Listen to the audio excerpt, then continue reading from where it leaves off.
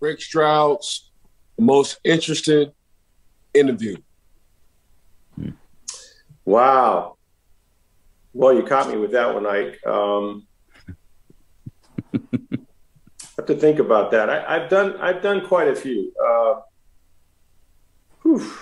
You know what it came down to in covering this beat is like I've told about 4 or 5 coaches they were getting fired. Now they weren't all surprised, but some were. And sometimes they're the last to know. Tony Dungy writes about that in his book Quiet Strength. I'm actually in there when they were going to play the Philadelphia Eagles in a wild card game. Now Tony had gone to the playoffs, turned that franchise around 4 out of 6 years, right? And they're going to Philadelphia to play the Eagles, where their season has ended, it seemed, every year, and it was about to again. And the Bucs have been talking to Bill Parcells for probably about a year, and they had a deal with Parcells to be the next coach of the Buccaneers. They were going to fire Tony Dungy.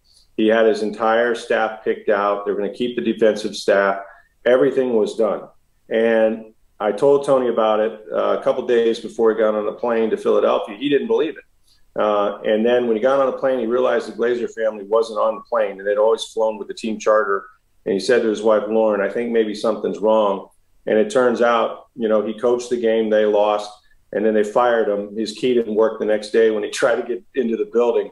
And then they went about the process of acting like they were just now contacting Bill Parcells. Parcells ended up pulling out.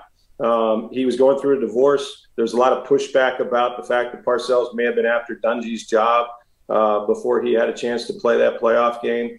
And so it all fell apart, and they ended up trading for Jon Gruden, and we know how that worked out. So that series of stories is one that I remember simply because it was such a soap opera for a long time, and it involved someone like Bill Parcells, who then the next year went and coached the Dallas Cowboys. And when he did, the Bucs actually wanted compensation. They pulled out a contract and said, no, he signed a contract with us that he was going to coach our team, so we deserve a draft pick. So it was kind of all over the map there. But that was an interesting one.